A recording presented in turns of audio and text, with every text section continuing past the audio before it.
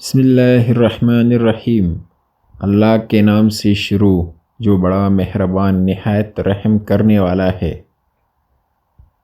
جتنی عزت کے آپ لائق ہے اس سے کم کبھی قبول مت کرے۔ زیادہ تر تکالیف ہی تب شروع ہوتی ہے جب آپ ایسا سمجھوتا کر لیتے ہیں۔ انسان کو اہمیت دیا کرے، پیسوں کو نہیں، کیونکہ امیر کو غریب اور غریب کو امیر ہونے میں اتنا وقت نہیں لگتا۔ ایسے انسان کا رزق کبھی بڑھ نہیں سکتا جو دوسروں کا حق کھاتا ہو اور سائل کو اپنے در سے خالی ہاتھ لوٹاتا ہو۔ خوش رہنے کا سب سے اچھا طریقہ یہ ہے کہ کسی سے کوئی توقع نہ رکھی جائے۔ جو چیز آپ کے لیے فالتو ہے ہو سکتا ہے وہ کسی اور کے لیے زندگی کی امید ہو۔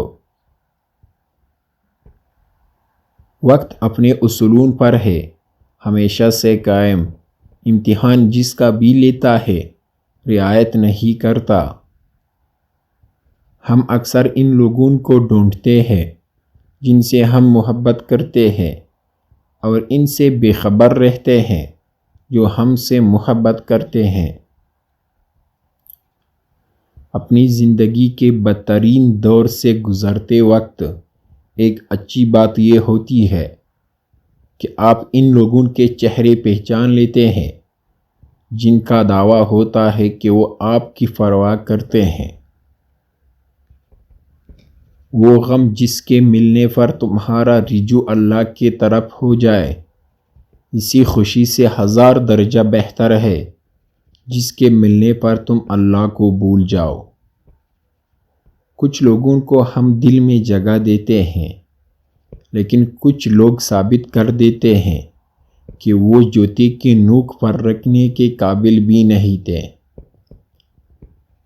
لوگوں کو دعا کے لیے کہنے سے بہتر ہے کہ کوئی ایسا عمل کرو کہ لوگوں کے دل سے تمہارے لیے دعا نکلے۔ دل سے بولنا سیکھو گے تو لوگ دل سے سنیں گے، زبان سے بولنا سیکھو گے تو لوگ صرف کانوں سے سنیں گے۔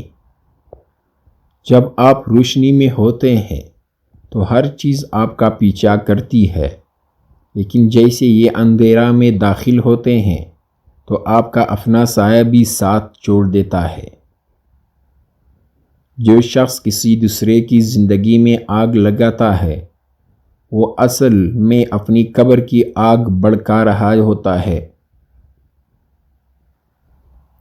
دوسرے کی تو وہ صرف عارضی دنیا برباد کرتا ہے لیکن اپنی دائمی آخرت برباد کر لیتا ہے۔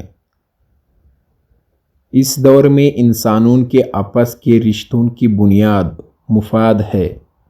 ہم اسی سے رابطہ رکھتے ہیں جس سے کوئی مفاد ہو۔ اسی وجہ سے ہمارے معاشرہ اتنا گر چکا ہے۔ تنہائی وہ شے ہے جس میں انسان یا تو اللہ سے رجوع کرتا ہے یا شیطان سے۔ اپنے آپ کو خوش رکھنے کا آسان طریقہ یہ ہے کہ آپ ہر بات کے بارے میں سوچنا چھوڑ دیں جو بات آپ کو پریشان کرتی ہے۔